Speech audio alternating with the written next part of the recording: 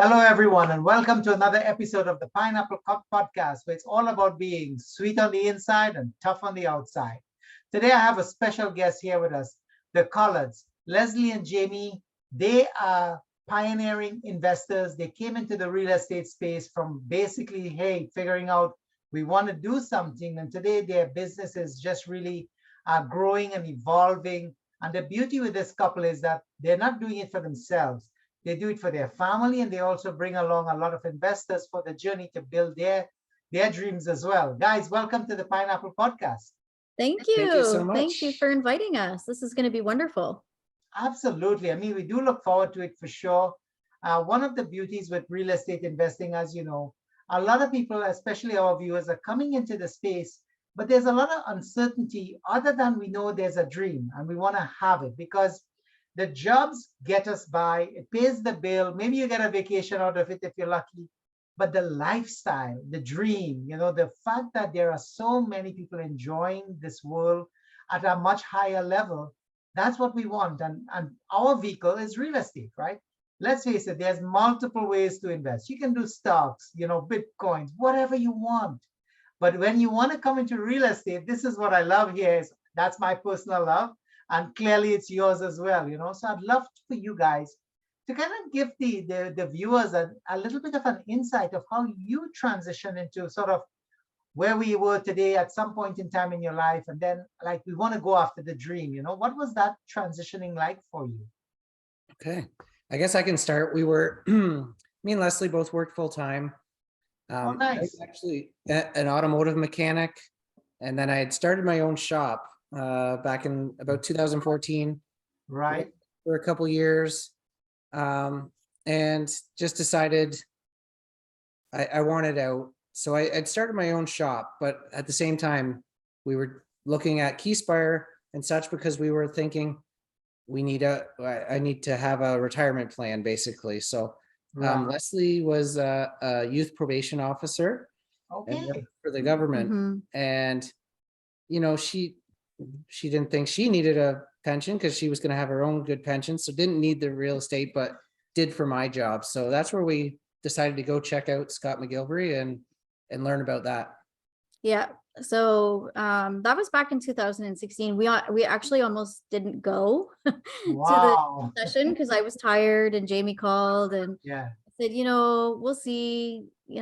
Basically I was kind of trying to talk him out of going so I could come home and go to bed. But we decided to go and really decided that, yeah, I think we can actually do this.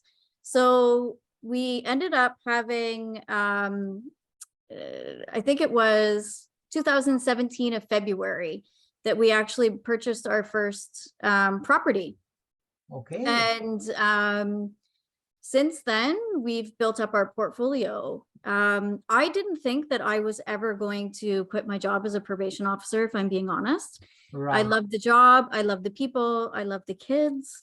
And we ended up just, we got really busy. Just like every real estate investor starting out does. We were doing bookkeeping. We were renovating the units ourselves. We were just swamped, right? And Jamie thought he was actually going to walk away from his job first, but I did. And you had the pension. True story. Yeah. Once I realized how much we could actually make as real estate investors, as opposed to my little pension of whatever it would be, $80,000 a year. Yeah.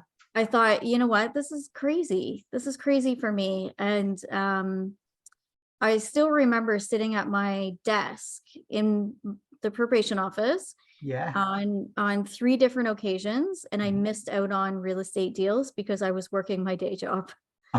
Yeah. So I think that was the kicker for me, was like, here I am sitting here making, at that time, it was probably about $65,000 a year. Right. And I probably just missed out on making $600,000 this year. Oh, what a game changer, right?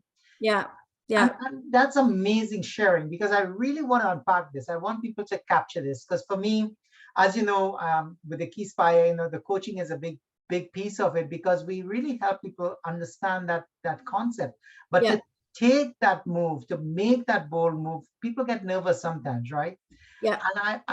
The fact that you said you had the security that everybody kind of wants, which is the pension when I'm done, Yep. I know I'm good. You know, in Jamie's case, he's the entrepreneur working his trade, right? But yet, you know, you wanted something bigger and you wanted something better. And I love the fact that you shared that. Like, you take a whole year to make 65,000. You find one deal or two deals in Mhm. properties, 600,000. Yeah. 10 years, Yeah. literally, of income. Yeah. Game changer, right? And this is what people need to realize. But the only way to realize it is when you start looking at the deals, you start crunching the numbers. And if you do one deal, you come to realize, wait a minute, there is lifestyle affordability, there is availability. And the beauty with real estate is, as you rightly say, through this network, you know, with the Keyspire training, you can learn it. Like, there are people here willing to train you. And then once you learn it, you can explode, right? Yeah. Obviously, you know, you're going to continue growing, learning, and developing, but just that starting point. So I love what you're sharing here. I think it's absolutely brilliant. So Jamie, when actually did you transition out and came into the space full time? So it wasn't too long after that. It was just so busy. I had two mechanics working at my shop along with me, Yeah. and I at the time I was in and out, right? Like I'd have to go look at a property or go meet a contractor there or whatever. So I was in and out, and it just gradually got more and more. And then eventually I was just like, I need to hire a manager to run my shop. Yeah. I can't afford to be here anymore. Like, I just have too much other things to do. So that's when we ended up, you know, doing the who, not how kind of thing, and Right. hired somebody else to run the shop that was going to do as good a job or maybe even better job than what I can do, and, you know, help explode that business while I work on the real estate side and help with it. So, I mean, the one key factor I think though was Leslie didn't retire from her day job until our mortgage broker let her. So that was, Yeah. That's true. Yeah. we kind of maxed out on our residential side, like the smaller duplexes and stuff. Right. We weren't qualifying well for them anymore. Right. And we were transitioning into the commercial Multi. multifamily. So he said, you have to get the commercial multifamily under your belt. It's easier if you have a job for the first one. After that, you don't need your job. So Right. it was the week of closing on our first multifamily. She quit her job, and Yeah. Yeah. We really mapped it out. So we actually had a 22 unit and a 6 unit that were supposed to close in the same week. And I Right. was like, God, that last 3 months showing up to work every day was a struggle. But you know, we managed Yeah. to get through it. And you know, I'm glad that we had the foresight actually to have that conversation with our mortgage broker though, because Yeah. I pulled the plug about 6 months earlier. I was ready at that point. You know, Yes. we were at that stage where we had replaced our income, or my income at least. Right.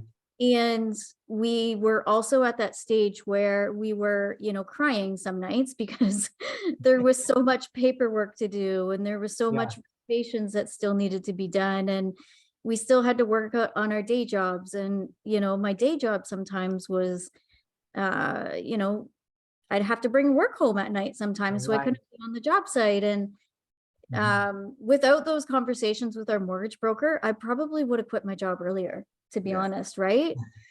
So that was good Yes. advice where another real estate investor said to me, don't do that until you talk to your mortgage broker and your accountant. And that was really great advice at that time. Huge. That is exactly the type of advice people need. And I actually have an episode where I talk about making a bridge plan. Like, you just don't go cold turkey, because I know your heart has left the job, but Yeah. you really have to think about it, because you want to bridge it over. You want to have that little bit of comfort, that little bit of security, so that when you transition over, you can continue to grow and be successful. Because the entrepreneurial world or road, while it's exciting, there's a bigger demand, or there's a different way of thinking now, because you're not getting a T4, and the banks love T4s. Yeah. Yes. So you have to now really demonstrate that you are skilled at doing. And I love the fact that you shared the multifamily side, because even for myself, that's exactly how I transitioned into multifamily. Was basically the bank said no, Yeah. no more. Like, Yeah. so what can we do? Yeah. Multifamily, okay, let's do it. Yeah. But when you get into it, it's an exciting space for sure, right? It is. Yeah. So tell us a little bit of, okay, so you did 2 deals pretty much in the same week, which is awesome and absolutely amazing. What was the feeling like? What was it? Exhilarating, nervousness? I know you said you cried some nights because just work Yeah. overload was too much, but what about the exciting part of how you felt about it? I think after the initial adrenaline rush of wow, in a week, as sort of new into that space, we added 28 units to our portfolio, and which Incredible. essentially doubled our portfolio at that point. Right. So that was pretty exciting. But then the work started. So we BRRRR all of our or most of our buildings.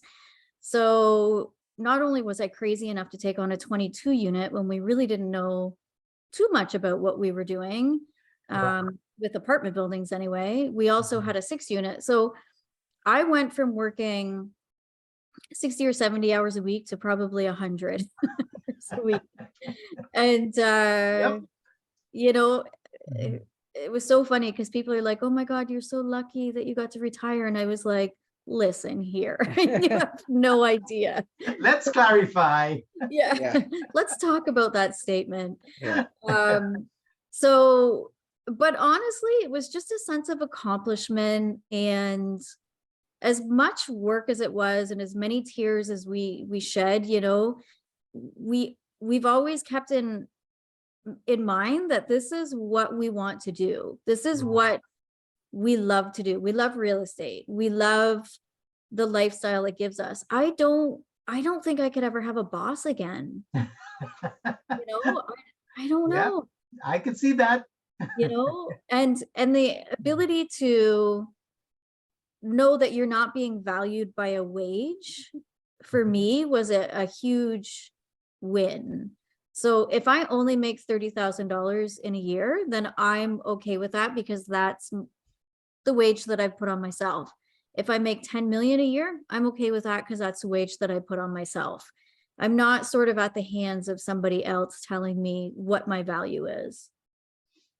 100%. And I love that, because, I'm glad you're sharing that with us, because again, for the folks who are coming into it, we tend to develop the system, and the society is geared for us to come out, get a good education in a certain profession, go get a job. Yep. They don't really teach us that there is financial freedom. And to your point, yeah, you're going to go from a 60 or 80-hour work week to 100 hours. Yeah. No two ways about it. Nobody ever said real estate was easy. Yeah. It's far from it, but it gives us lifestyle. It gives us the fact that we can make the decision. And if ever you want to know what it is like to be truly alive and to experience every emotion you can think about, real estate investor. Yeah. Yeah. That's so true. It is so true. And I joke with a lot of our other real estate investor friends. I have this like women's group chat that I'm like, ladies, remind me why I'm in real estate today. And it's that back and forth where it's like, 10 days in a row I love it, and one day I'm like, what am I doing? Yeah. I mean, there's great reward, but like you said, it's a lot of hard work at a lot of times. So I mean, yeah. And the one thing I want to talk about too is the fact that, you came into the space, but you had to learn a lot of things, right? And I want people to understand this. You're investing in your education and in yourself. You can't just simply walk up and say, okay, yep, 22 units, that's my number, give me the building. Yeah. Yeah. No, I think we were big on education. We still are. Still are. Yeah. Like we did, Keyspire was our first, jump into the real estate education. Right. Since then we've done multiple other programs and such. we wanted to learn about joint ventures. So we did a podcast or a training with Dave DeBow. He teaches you how to do joint ventures and raise capital. Wow. We've done other ones in the United States, like what's a Seven-figure flipping flipping. we did, and seven-figure Right. multifamily. But when we went into the commercial multifamily side, we hired a personal coach. Oh, very good. Yeah, and that's all he did. And he's also a commercial realtor. So that was amazing. Yeah, he showed us how to run numbers. I mean, obviously it's different than, your typical residential stuff. There's cap rates and pro formas and stuff that are different than what we knew. So We didn't know what we were doing, to be honest. and yeah, We were like 22 units building, let's buy it. And Let's then we do were it. like, uh-oh, we're buying it. But it forces you, right? Like now you're in it, so you have no choice. You got to go learn this thing. You got to Yeah. figure it out, right? that's right. Yeah, and honestly, we just spent another, $30,000 last week on our education. So we're up to over $300,000 in the last 6 years on our education, and every penny that we've spent on it has been Yes. rewarding in one way or another. It doesn't matter if it's a $100 one-day course that we take. We always try to take something away from it and implement it. So our most recent training right now is Strategic Coach by Dan Sullivan, who wrote Yep. Who Not How. And Yes. that's just where we're at in our company, and our personal lives. So we really try to, no matter where we're at, either have a personal coach, be doing some training together, more real estate education, business education, anything. Yeah. Otherwise, you're not going to keep up with yourself. Absolutely. And now we're talking about managing millions of dollars, because one apartment building, you're looking at north of $1 million, right? In Yeah. most markets. Yeah. When you start acquiring 22 units, 40 units, 25 units, I mean, these things add up. You're really running a full-fledged, massive business. And it's dependent on you to be successful. Yeah. So I love the fact that you're not shy about saying, hey, you know what? I'm in this business. There's a lot I don't know, but I'm prepared to get that knowledge, because you find the right people and you invest in yourself. And what I've found is, the minute you're looking for a free session, let's say, or free topic, you're not committed. So it makes no sense to you. The minute you put your money behind it, now you're not only committing the person's knowledge to come to you, but you are committed, because let's face it, everybody wants to get the best for their money, right? Yeah. And so you're forcing yourself, and this is psychology at its best, you're forcing yourself to become better at yourself. Yeah. So you're sharing that, and I love it. I love the fact that you've given us some great insights, because people are always, wondering, well, is it good or is it bad? But you said the right thing. It's an investment in yourself. Yeah. And for every dollar you've put out, literally, something has come back, and you could measure it in dollars, but you can also measure it in self-worth and knowledge and confidence. And those are the things that really pushes us forward as investors, as entrepreneurs, right? Yeah. So, I mean, I love that you're sharing that with us. So give us an idea too of some of the exciting, things that you've been doing since you've kind of found your niche and you said, okay, multifamily is my thing and we're going to grow. What are some of the exciting deals or opportunities and things that you've seen? Well, I mean, some of the, we now have somewhere around 15 apartment buildings, I think, since then. Nice. And yeah, so one of the biggest things I think that has been the most exciting for us is just learning how to manage each deal as an individual business plan. So sometimes Jamie's better at this than I am. I like to run the numbers. He likes to tear them apart. Love it. Yeah. Leslie's very good at inputting the numbers, looking at a deal quick and whether she wants it or not. And then I can say yes or no, Jamie needs to look at this, and then I pass it off. I go through and really dig deep into the numbers. What, is there anything missing here? Because a lot of times you find sellers that aren't providing maybe all the expenses that are there, right? So Right. you need That's to, right. when you're buying apartment buildings, it's all valued on your net operating income, which is your Mhm. income minus your expenses brings you to your net income.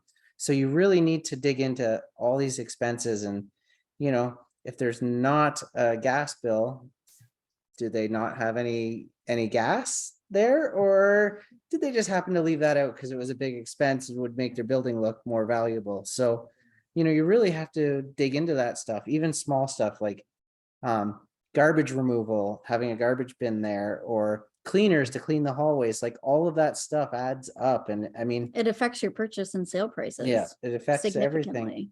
So that's where I really like to dig in deep and get the nitty gritty on all those numbers and stuff. And that's kind of my forte, I guess. Yeah, and we've, throughout the last few years, we've really tried to just focus on value add. In the last year, though, we have moved over into a little bit more of the land development side as well. Oh, very nice. Yeah, so value add has served us well. But right now where we're at in, our investing journey, we've just decided that maybe land development is somewhere that we want to focus on as well. So we've built so many great relationships though, Yeah. since being in the commercial multifamily side. It's been amazing with other real estate investors, with realtors, with lawyers. It's really been a lot different for us than our residential investing was, wasn't it? Yeah. And I mean, I think from coming from the residential into the commercial multifamily, it's amazing how you're building all these external people around you, right? Like Mhm. it changes. People ask, about what accountants we use and that sort of stuff. And I mean, we've changed our accountants probably 3 times, Four right? times, yeah, 4 4 times, times. yep. And it's just Right. like, it just evolves. Like your one will do you good for this phase of your investment, but now you're moved up to the next level and you need a little more help than what maybe that Mhm. person can offer, right? So it's just, And now our accountant is our friend, It's Yeah, like, yeah. yeah, yeah. And it's very much real estate, or sorry, relationship focused when you get up into the commercial multifamily. yeah, Yeah, I love that because ultimately we talk always about building a team, and in commercial, because of just the sheer number of doors, Yeah. the intricacies of running those numbers. Because you're right, when you start, I don't want to take us down a tangent of numbers and cap rates and NOI and debt service ratios and stuff. But the idea is you still need to learn it because now you're talking a different language. You go to your broker that's specific to commercial. You got to have that lingo because he's going to throw numbers at you and this framing it. Okay, yeah. So what's the cap rate? So where would the cap rate be when you finish, right? So you got to have quick conversations, and the last thing you need is to look like you don't know what you're doing because you lose credibility with those people. Yeah. that's right. Yeah. So the fact is, I'm happy that you're sharing it, and maybe for us as people wanting to come into the space, what were some of the tips or tricks that you found with analyzing, like making a quick decision? Because first is, Yeah. here's the property. What are the top 2 or 3 things you look at, whether it's from a numbers perspective or from a property condition perspective, that says, yeah, I want to go to the next level now. I probably want to tie it up and I want to do some diligence around it. So, I mean, I think the very first thing that we're looking for when we're doing a BRRRR anyways, is we need to almost double our rents. Mhm. If we are doing the renovations, the rents need to be that low that we can afford to do the renovations. And by doing that, we need double the rents. That's the one big thing we look for. Location, of course, we always want, B or higher neighborhoods. yeah, Right. something in a great neighborhood. And of course, I mean, it's the same as the residential. You want to buy the worst building on the best block, that sort of thing. Yeah. That was always our Yeah. motto. But I mean, there's lots of things where you know, a building that we're buying that maybe we have to separate the utilities, you know, so that tenants can pay for that stuff. I mean, that makes a big difference on your NOI if you can pass off all the electricity to all the new tenants that you're bringing in and stuff like that. And I mean, obviously, if we can get a vacant building or with a bunch of empty units, that's always a plus, and we can start renovations right away and Yeah. get them done. And our model, just basically our model is that whatever we put into the building, including the down payment, carrying costs, renovation, all of those things, we need to get at least that much out of it at a refinance or sale, plus put some in our pocket. So obviously we have a team, we have a Staff. yeah, we have a staff team, I should say. Yeah. So we Nice. have to pay for them as well. So, and you know, I don't want to work for 2 or 3 years on a building and not get paid well. So got to be some Fair good. enough. Yeah. Yeah. And this is great. I mean, this is what, you know, this is what I love that you're sharing. And that's the one thing I have to compliment you on, because I speak to a lot of people that speak to you, and they're always talking about the fact that you guys share, you give, you know. Oh, You know, open book. open book. There you go. Exactly. And this is important because you know what? There's so many buildings to buy that we can't buy it all, right? So how cool is it that you can share or help somebody get there? Because Yeah. they only need one building to change their lives, right? And then I love the fact that you're saying, okay, the numbers need to work at a higher level now because you're running a business, you have staff, you have employees. That's a commitment, a further commitment now that you want to be successful because of them. Now their future is pegged to you, right? Yeah. So that's giving back in a significant way. Yeah. So you look at it, the numbers need to make sense from what your needs are, right? Yeah. Now, one of the things I'm sure people will want to know or try to understand at a higher level right now is, well, if you're buying a building that has vacancies, low rents, it means that you're not getting the debt service ratio. It means the bank is not interested. So then it's like, okay, how do we bring this under the contract? How do we own it? And of course, you know, when you finish improving it, then it's easy to go back to the bank, right? But you know, just a frame for people, hey, don't be afraid if it's low rents. It's actually an opportunity, you know. Yeah, it's a huge opportunity. And you know, financing on those buildings isn't tough. You know, you might not get an A lender, but we don't even look at, I mean, we sort of look at the rates on the purchase for our mortgages, but really it doesn't matter. You know, somebody once said to me, don't ask me how much I spent, ask me how much I made. That's it. And really, that's all that matters to us. So sure, we might have a first position or second position mortgage on it, and maybe we're paying 8% or 10%. But you know, in the end, if you're pulling out 500,000 or $1 million on a building and it's still sitting in your portfolio with a first position mortgage afterwards, and it's cash flowing every month, I think it's worth that high ratio or high debt loan. You just have to add, like, we just add the carrying costs of that building Yeah. right into the renovation budget. Essentially, it's right at the bottom of our renovations. Yep. We add what that carrying cost is going to look like, and you know, that's all you have to do. It's just another expense. So again, you know, again for our viewers as well, I just want you guys to really understand what Jamie's saying here.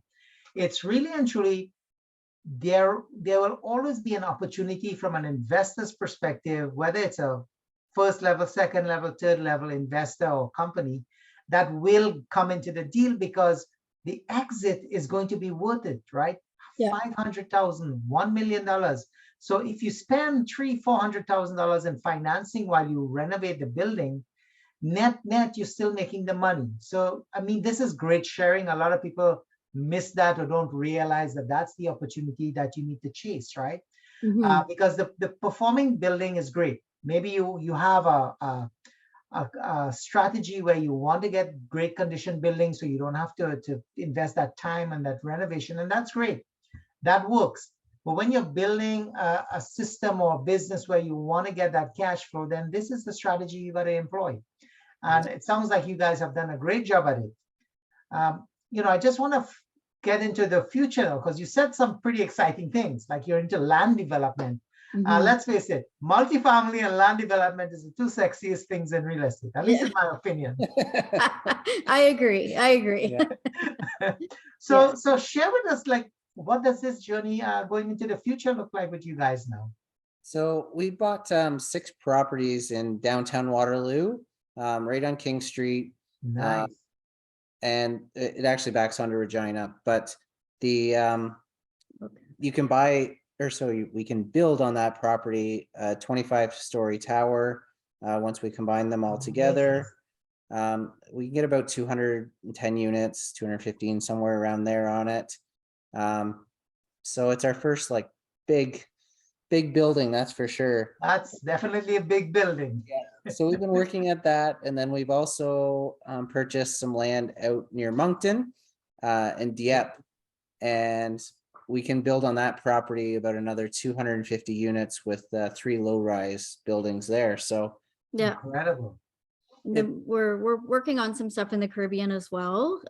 So obviously we love to travel. Most people that know us know that we love to travel. So we are looking at building some resorts in Curacao and St. Lucia. So yeah, we already have 6 rental properties in Curacao right now, just luxury single-family homes that we rent out. So yeah, that was always one of our goals when we got started. That's where we wanted to get to, is something in the Caribbean, someplace warm to go in the winter. So yeah.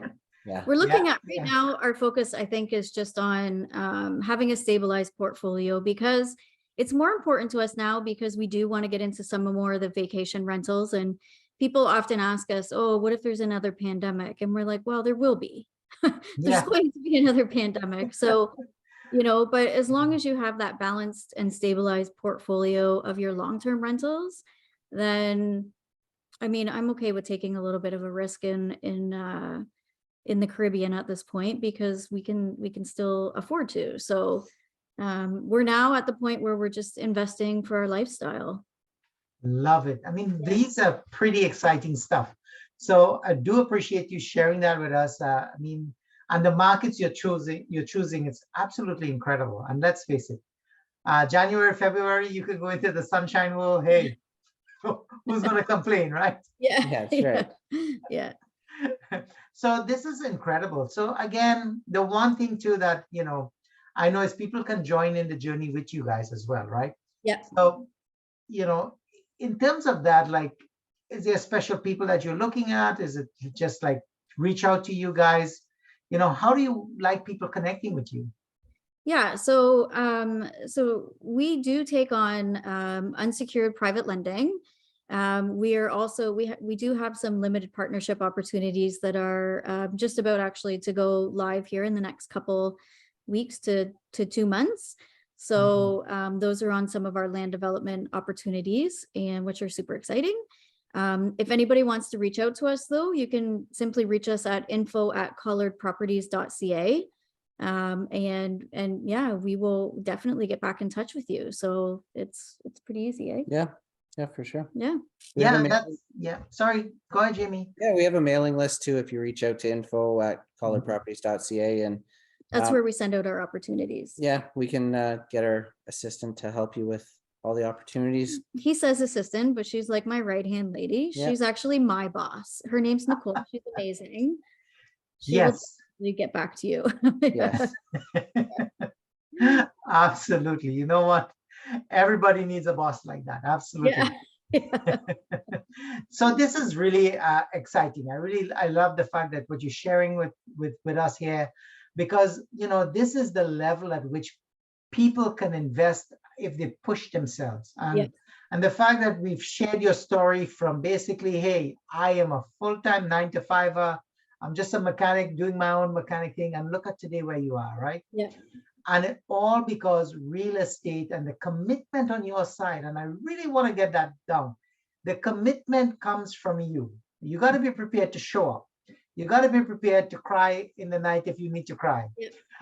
You got to be prepared to learn, invest in yourself, network, but be prepared, because the community is also strong, and people like yourselves, where it's about sharing. Imagine how cool is it? I can come in and learn with you at the same time we can build together, Oh, you absolutely. know.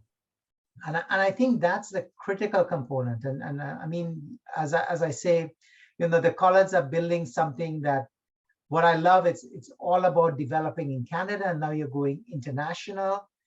This is what success is about. This is what lifestyle is about. And the fact that you're sharing that with us here on the Pineapple Podcast, I can't thank you enough. I think this is really inspiring for people to work towards, because hey, you know what? You keep at it, and really and truly, if you said you started your journey in 2016, it's really a very short time space, right?